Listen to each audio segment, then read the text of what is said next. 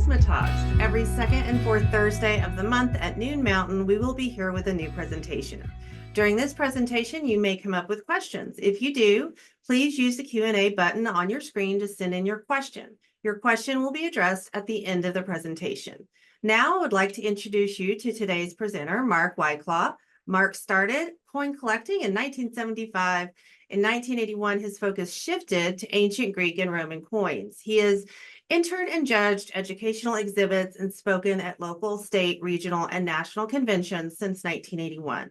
Mark is a life member of the American Numismatic Association, Central States Numismatic Society, Illinois Numismatic Association, and Chicago Coin Club. Mark is also the recipient of 2 ANA Presidential Awards and the Krause Numismatic Ambassador Award in 2001. Mark will be presenting the American Arts Medallion Series, 1980 to 84, Success or Failure. It's all yours, Mark. Thank you, Paula. You're welcome. So thank you, everybody. The American Arts Medallions, I'm not sure how familiar you are with this, but I'm going to present this from a perspective as a collector, an investor, and as a professional dealer. So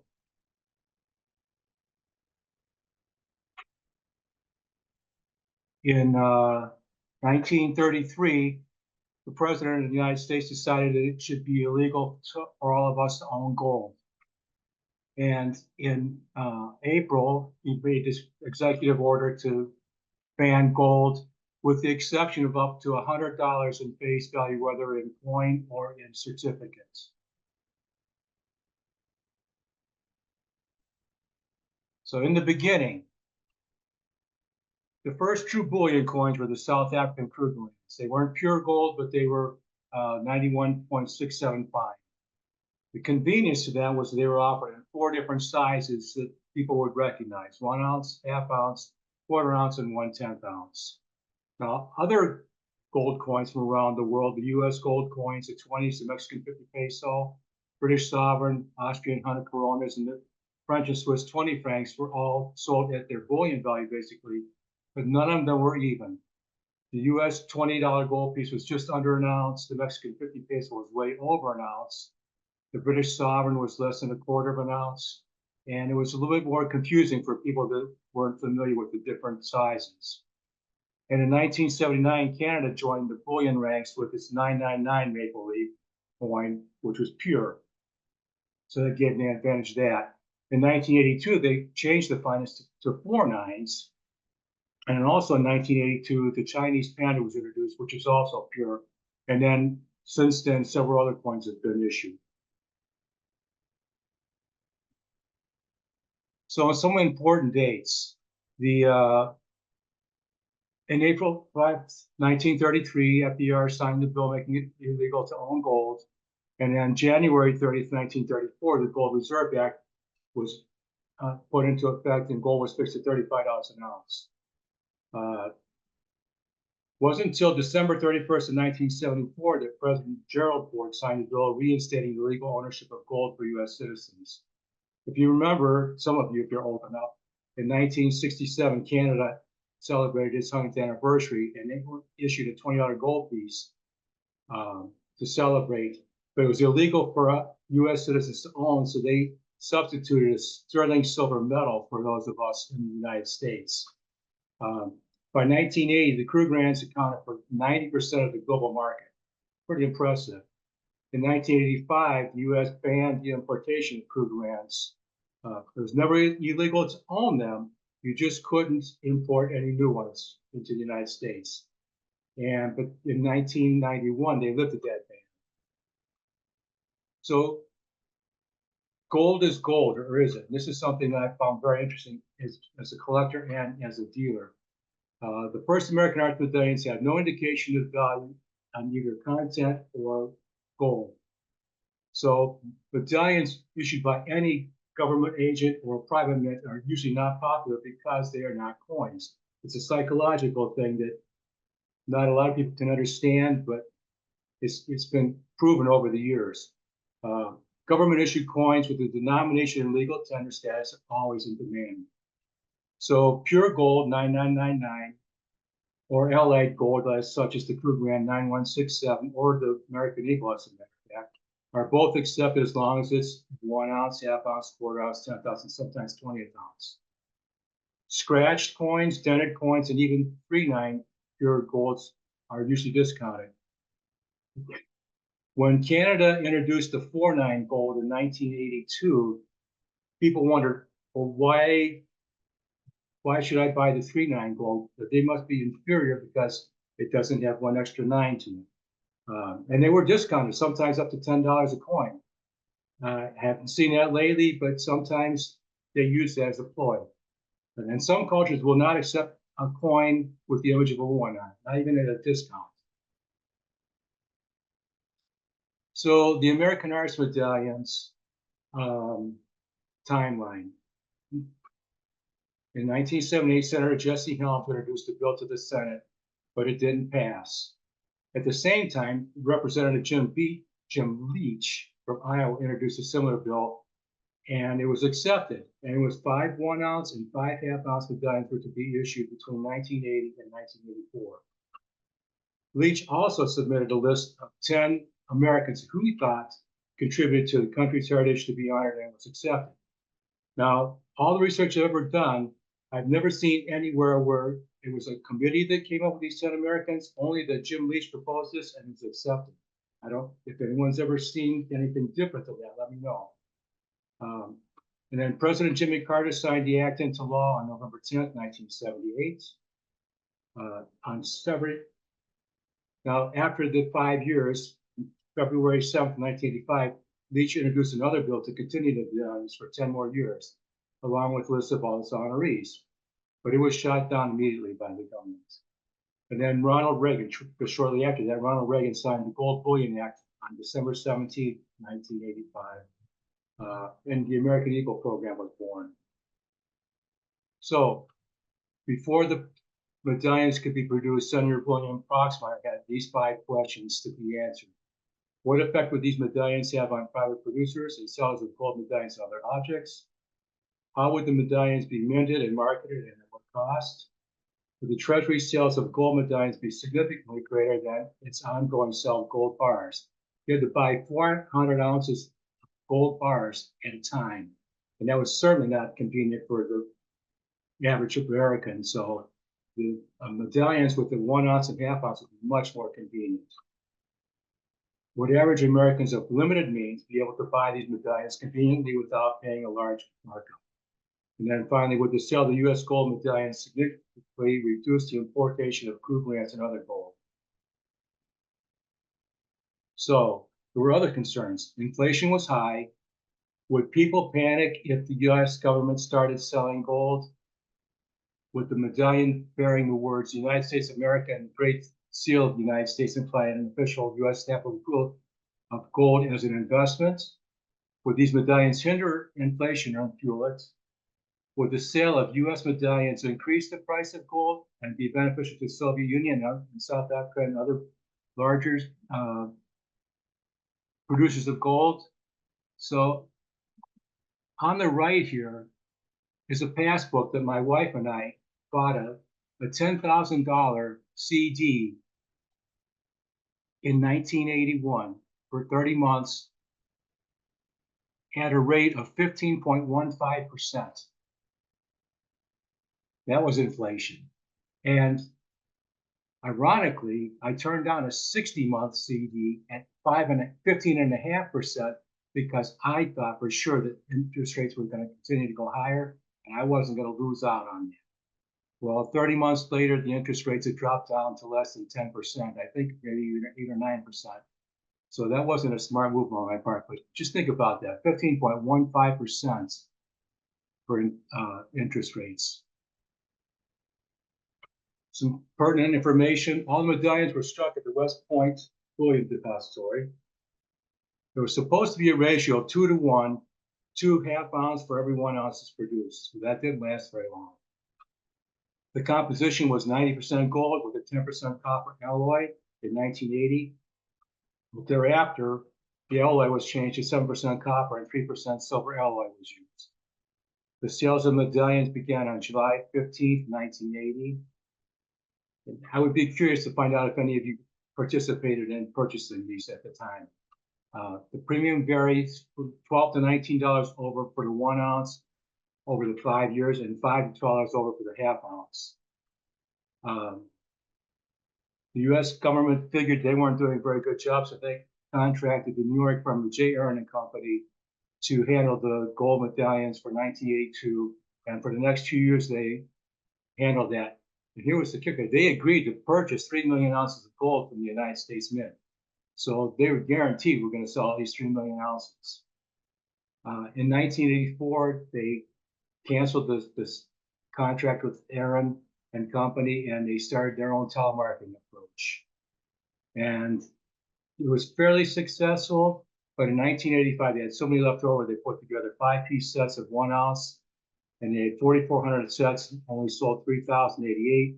They had 5,300 half-ounce sets, sold 2,951 sets. So the medallion designers. In 1980, the Marian Anderson and Grant Wood designs were by Chief Engraver Frank Gasparo. In 1981, the Wieclaw half-ounce was designed by Cheryl Winter, and the 1 ounce Mark Twain designed by Matthew Peloso. 1982, the Frank Lloyd Wright was designed by Edgar Stever, and Louis Armstrong designed by John Mercanti. 83, Alexander Calder, designed by Michael Iacocca. The 1 ounce Robert Frost was designed by Pete Fowler. And in 1984, both the 1 ounce and half ounce Steinbeck and Hayes were designed by John Mercanti.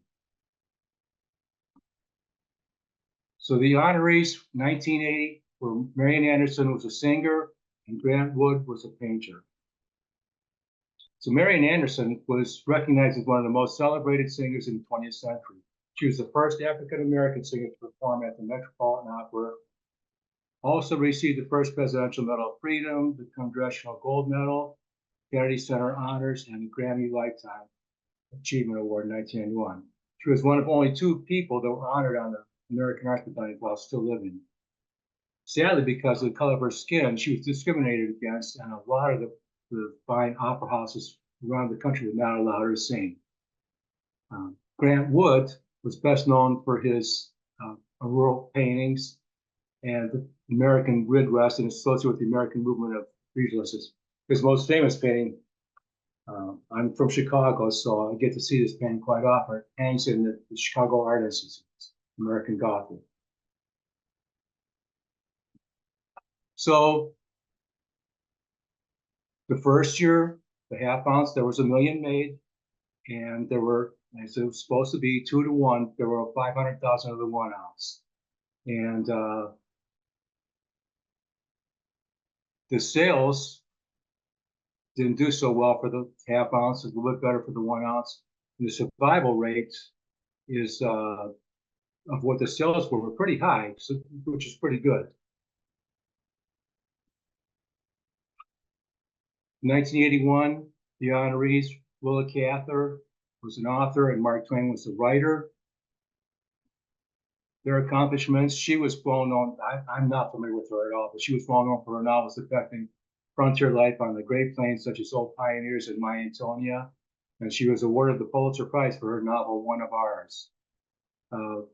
Mark Twain was born Samuel Langhorne Clemens, and he was an author who was most famous for his Adventures of Tom Sawyer and Adventures of Huck Finn, plus several of his famous quotes. So the 1981, we have the half ounce. Now look at the miniatures. They dropped to 200,000, 141,000. So there's no longer a 2-for-1 ratio. And the survival rates of these were not very high, 82,000. And if you notice, I forgot to mention it, but if you notice, there's no mention here gold, and there's nothing that makes it look like a coin at all. So that was a really bad situation that the government put on themselves for that. 1982, the honorees were Frank Lloyd Wright, a famous architect, and Louis Armstrong, the trumpeter. Wright designed over 1,000 structures and was recognized by the American Institute of Architects as the greatest American architect of all time. Again, living in the Chicago area, Oak Park, one of the suburbs, has dozens of Frank Lloyd Wright designed homes. There's actually one a couple blocks away from where I live that's very similar to a Frank Lloyd Wright design. Quite interesting if you've not seen one before. Louis Armstrong played the trumpet and the cornet. He was recognized as one of the most influential figures in jazz. He was nicknamed Satchmo, and he's pretty famous for Hello Dolly and What a Wonderful World, two great songs. So this is the first year where we now have denticles. It kind of makes it look like a coin, and we also have something that says 1/2 ounce and 1 ounce, so that people know what kind of gold they're buying. And the sales, now this is the first year where the mintage for the 1 ounce was higher than the 1/2 ounce. This 1/2 ounce just didn't seem to sell very much. And the sales were pretty decent for the first year, and the survival rate's very low, 50,000. And I haven't mentioned this, but these survival rate statistics come from a book that was written in 2016. Don't know how the author came about these survival rates, but a little bit later I'll talk about my experience at working in coin shops. 1983, the honorees were Alexander Calder, who was a famous sculptor, and Robert Frost, the famous poet. Calder was well known for his sculptures, both mobiles, the kinetic energy type and powered by motors or air currents, and his most monumental public sculptures.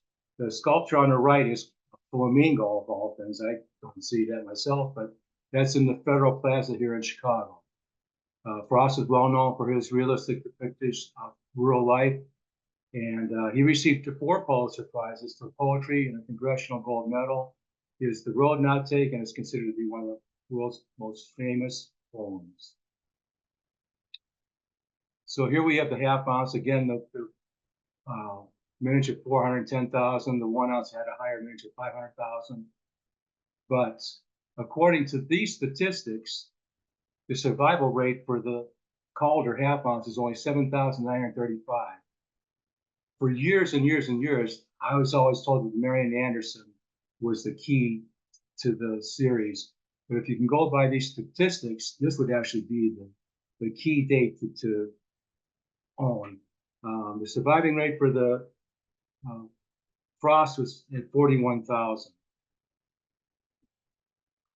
So the final year, the honorees were John Steinbeck, a writer, and Helen Hayes, a famous actress. Steinbeck was famous for his works of Mice and Men, which one of my favorite books I read in high school, The Grapes of Wrath and East of Eden, each of which have been widely read and adapted to film. He was the winner of the 1962 Nobel Prize for Literature. Helen Hayes' career spanned almost 80 years, and she won an Emmy, a Grammy, and an Oscar and Tony Award. Hayes also received the Presidential Medal of Freedom and the National Medal of Arts.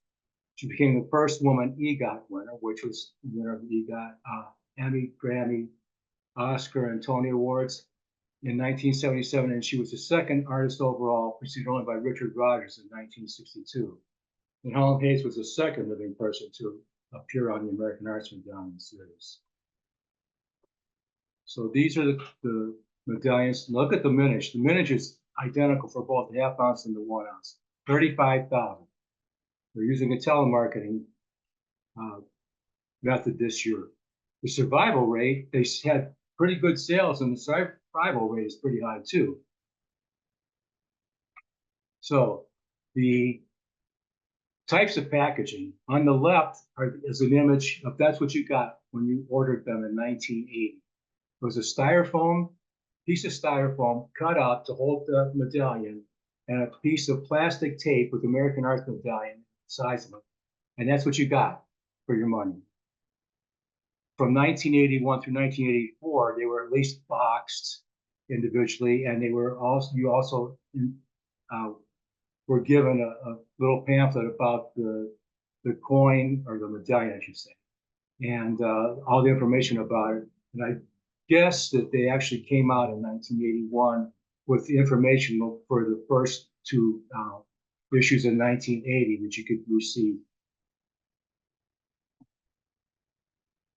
So for 19 years, I worked in two different shops in Chicago from 1991 to 2010. And I can tell you that in the 19 years that I worked there, every American Arts Medallion that came into our shops were melted down, with the exception of this set. It came in one day when my boss was out of town. Just didn't have the heart to break it up. It came in this nice box with all the information in it. So I postponed sending it out to the smelter till the next day. I brought in 7.5 ounces of my own gold and switched it out. And I still own this set. It's a really beautiful way to own a set of these medallions. So Leach in February 7th, 1985, came up again with 10 more years of medallion proposals. And these were the different artists that he was going to propose to be on those. The Mint immediately shut them down because they had other plans. So what went wrong?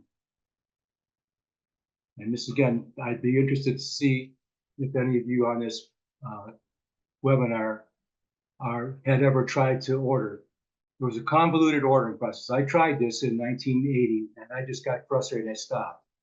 You had to go to the post office, because you're considered postal gold. They would give you a time-stamped piece of paper. Then you would have to go and find a telephone. We didn't have cell phones back then. So I went home, I called the toll-free number, I got the spot price of gold at the time. You go back to the post office, stand in line, and have the price validated. If it was more than, I can't remember if it was 30 minutes or an hour later, it was invalid and you had to start all over again. And you had to pay cash to buy a postal money order, so there was another fee there. And then you had to send the money order certified mail, which was another fee, to the Mint, and then you had to wait up to 2 months to get your order. So I can't imagine anybody thinking about that when you can go right now today and order something and have it the next day. Again, the first 2 years had no wording of 1 ounce of gold or United States of America. There were no identicals to make it even look like a coin until 1982. The marketing was poor. They went through 3 different types of selling process. The first 2 years through the Mint, the next 2 years through JR and Company, and then the third year, the 5th year was the telemarketing through the Mint again.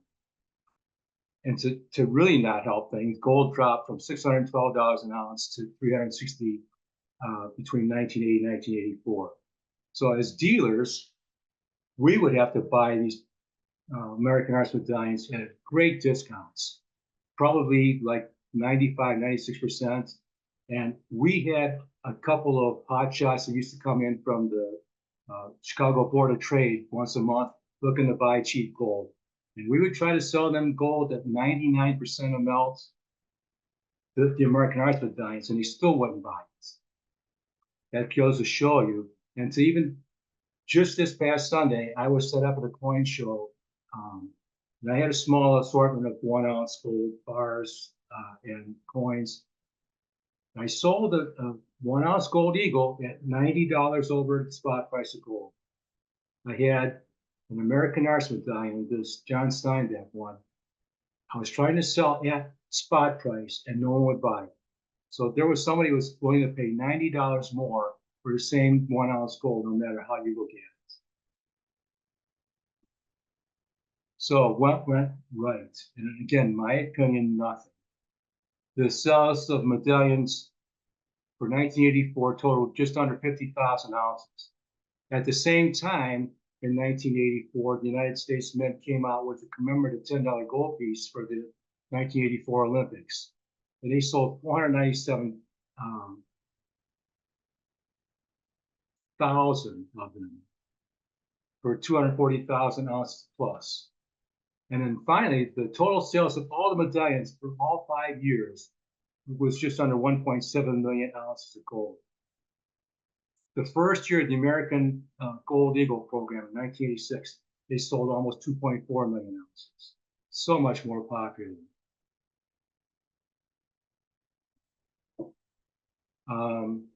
These are the credits: American Gold and Silver, U.S. Mint Collector, Investor, Coins, Medals, Bicentennial to Date by Dennis Tucker of Women Publishing. This is the information where I got about the survival rates. I'd really like to talk to him to find out how he came up with those numbers, because, again, based on what I saw, we probably melted down at least between 3,000 and 4,000 of the gold medallions in our shop alone. I have a friend who owns a shop, the biggest shop in Chicago, and he's always melted his down. So he's probably melted down that many, if not more. And then the other book is United States Modern Commemorative $5 Gold Coins by Kevin Daly. It was published in 2021. And Kevin's a friend of mine, and he wrote this during the pandemic, and he included a section on the American Arts Medallions in that. The photo I just showed you of the complete set of the medallions was included in his book. And could this happen again? Could we go back and have a president say that it's illegal to own gold? I don't think at this time. There's just way too many people that own gold, and they wouldn't put up with it. But you never know. I certainly hope that that would never be the case. And I thank you. Thank you, Mark. It looks like we've got a question. Oh, not a question. In my opinion, the designs were not very appealing. I can understand why the sales were low. Yeah, that's it was I guess it was a learning curve. Somebody else just saying excellent presentation. What coin shops in Chicago did you work at? Do you share that? Sure. I worked at Harlan J. Burke Limited. Again, I'm an ancient coin collector, so that was the best job I ever had. I got to handle a lot of ancient coins, got to meet a lot of the authors on ancient coinage. And but we also handled U.S. gold coins, our gold and bullion and U.S. coins. So that was from 1991 to 1995. And then for the 15 years, 95 to 2010, I worked at Gold Dust Coin on the south side. And we were almost strictly bullion there. It was interesting. And we handled a lot of gold, but again, it was just amazing how the complexity of people not wanting to buy certain kinds of gold because they were either not pure. Some people needed the pure gold, so they wanted it down for jewelry. But it was very interesting. What made you interested in these medallions? I really didn't have much of an interest in it because I didn't find them that attractive. I always liked the American Gothic by Grant Wood, so I always enjoyed seeing it at the Art Institute. But when that set came in, that really kind of piqued my interest. I can't let that set go. It was just too beautiful. It was really a nice capital holder. Okay. Were the metals marked on the edge with fineness? No. That was again the first 2 years. It said nothing about. Didn't say United States. You're really trusting that they were gold. At least in 1992, they came out with ½ ounce and 1 ounce, but it did not say how fine they were. Okay. How popular are the metals now? So I'm glad I was going to talk about that. I would have forgotten about that. It's a good question. If you Google, there are companies out there promoting them. And this is just my opinion. If you can buy these, they're not popular. I just told you how last Sunday I couldn't sell one at spot price. If you can find them at a price close to the market of gold, I would buy them. I would definitely not pay a premium for someone's, because it's supposedly only has 7,000 surviving, because supply and demand. If there's not enough demand, it doesn't matter what the supply is. Hey, I don't understand why the U.S. Mint did and do not place the mint and date on some of their coins. Example, the new gold dollars. I don't know. It's okay to say I don't know. Oh, I know. Yeah, I don't want to get in trouble, but I don't recommend buying things from the mint right now because they just oversaturate the market. But it's just so confusing. And they put out so many products every year that it's the average American couldn't buy one of each mint issued product every year. Last one right now. It's I have a complete set and would like to place them in a holder such as you have. Any thoughts? I don't know. I know the Capital Plastics will make custom holders, because we had some made for the U.S. Philippine typeset, and to have custom holders made, because each hole has to be drilled to the exact same size point, got to be very expensive. I would Google that. I don't know if there's a holder out there like that or not. I've read actually online where there were wooden boxes that the United States made for these to be held in too. I've never seen one, but those might be out there too. But yeah, I would Google to see if somebody has any of those capital holders. One of the guys in our local coin club has the ability to take plexiglass like that and drill holes, but he doesn't have the ability to inscribe that or anything like that. So if you want to have a set, it would probably cost you, but it would be very nice to have a custom holder. All right, I'm going to do my wrap up, and if anybody else has another question, you can pop it in, and I'll come back to it after that. So I just want to say thank you again to Mark for a great presentation. Our NumismaTalks are being recorded and will be available to our members on our e-learning academy once they're edited. Please be sure to check for future programs on our website at money.org underneath the education tab. And I'm just going to check one more time. Okay. I don't see any more questions. So thank you so much, Mark. I appreciate your time, and I'm glad everybody that was here asked the questions. That's great. Okay. Well, thank you so much, Paula.